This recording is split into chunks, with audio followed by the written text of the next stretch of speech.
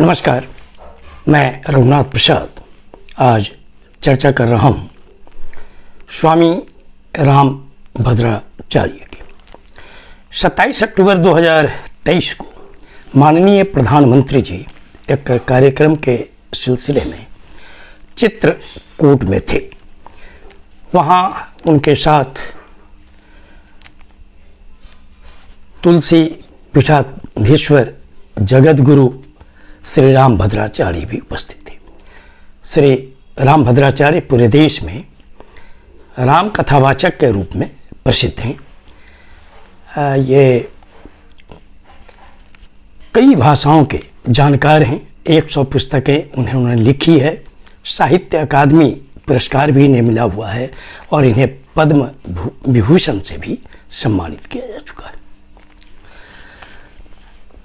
मैं आज स्वामी जी की चर्चा कुछ विशेष कारणों से कर रहा हूँ, क्योंकि निश्चित तौर पर माननीय प्रधानमंत्री जी के साथ इनका कार्यक्रम था। चूँकि इनके एक पुस्तक पाणिनीय अष्टाध्यायी का विमोचन किया गया है। ये 9000 पृष्ठों का है। मैं इस पुस्तक के विषय में तो नहीं जानता, नहीं कह सकता कि इसमें क्या है, लेकिन स्वामी जी की चर्चा मैं आप सभी लोगों के साथ इसलिए करना चाहूँगा कि समय समय पर इनके कुछ जो बयान आते हैं कथावाचन के क्रम में या किसी कार्यक्रम में, तो निश्चित तौर पर यह सोचने को मजबूर होना पड़ता है कि क्या ये धार्मिक संत की भूमिका ही निभा रहे हैं या इसके पीछे कुछ अन्य कोई बात तो नहीं है। क्योंकि उनके बयान से कुछ बातें स्पष्ट होती हैं। जैसे 11 अप्रैल 2023 को ये आगरा में थे कार्यक्रम में, उन्होंने बात कहते कहते कथावाचन करते करते उन्होंने जो सामने बहुत बड़ी संख्या में महिलाएं बैठी थी, उनको उन्होंने कहा कि यदि कोई आपकी ओर देखे तो आप उनकी आंखें फोड़ दो। खैर ये ठीक है, प्रत्येक महिला को अपने सम्मान की रक्षा का अधिकार है और ये रक्षा का अधिकार हमारा भारतीय संविधान भी देता है। लेकिन जो बातें उन्होंने कही, ये चूँकि लव जिहाद के सिलसिले में ही उन्होंने कही, लेकिन एक लाइन मुझे अजीब लगा जो इतने बड़े संत के वाणी है कि सिर्फ हिंदू नारी में चरित्र होता है। मैं समझता हूँ कि चाहे किसी भी धर्म के कोई धर्म गुरु हों, उन्हें इस तरह के बयान से निश्चित तौर पर बचना चाहिए, क्योंकि महिला चाहे किसी भी धर्म की हो, वो महिला हैं और उनका सम्मान सर्वोपरि है, चाहे वो किसी भी धर्म की महिला हो। वहीं पर उन्होंने एक और विवाद कही उसी कार्यक्रम में। उन्होंने कहा कि देश में कोई भी नीच या शूद्र नहीं है।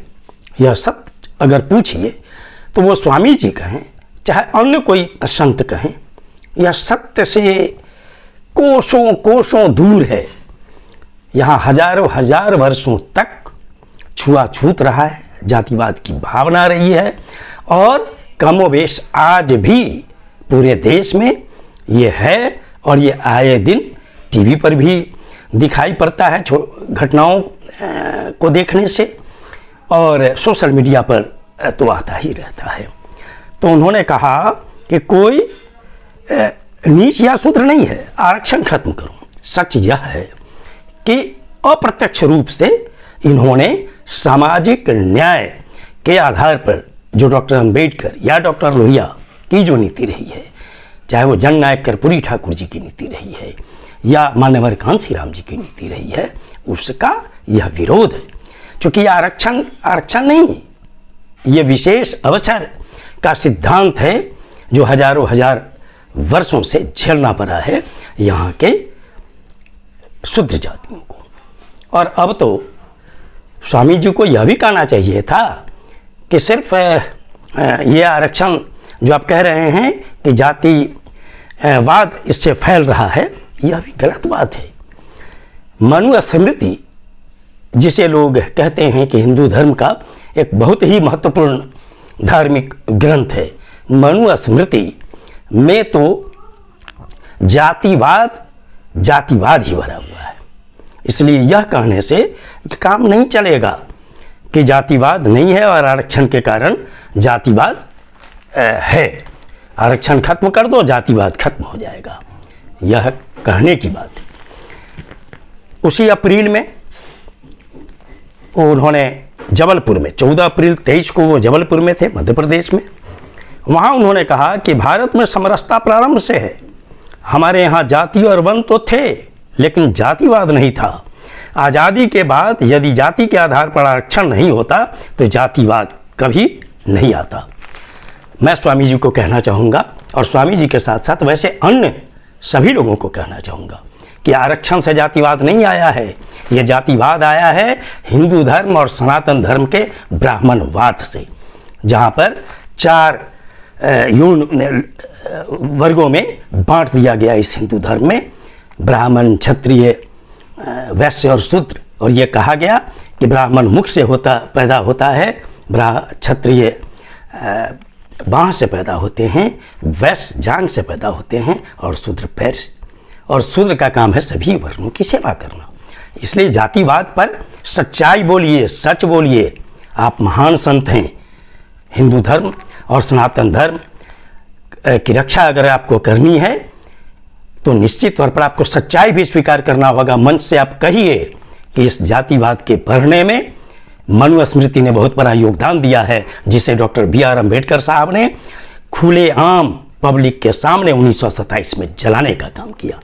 ये कहिए कि ब्राह्मणवाद के कारण इस धर्म में जातिवाद आया है और आरक्षण से जातिवाद नहीं बढ़ा है और न देश की आज़ादी के बाद बढ़ा है। अगर ऐसा था तो हजारों हजार वर्षों तक यह भी आप आकलन करिए कि इस देश की गुलामी का क्या कारण है। सच्चाई अपने आप आपको पता लग जाएगी। ये वीडियो आपको अच्छा लगा हो तो निश्चित तौर पर लाइक करें, शेयर करें। अब तक मेरे चैनल को आपने सब्सक्राइब नहीं किया तो सब्सक्राइब करें, बेल आइकन को बस टच करें ताकि मेरे हर आने वाले वीडियो का नोटिफिकेशन आपको तुरंत मिल जाए। आप सभी लोगों के लिए शुभकामनाएं। धन्यवाद। जय हिंद।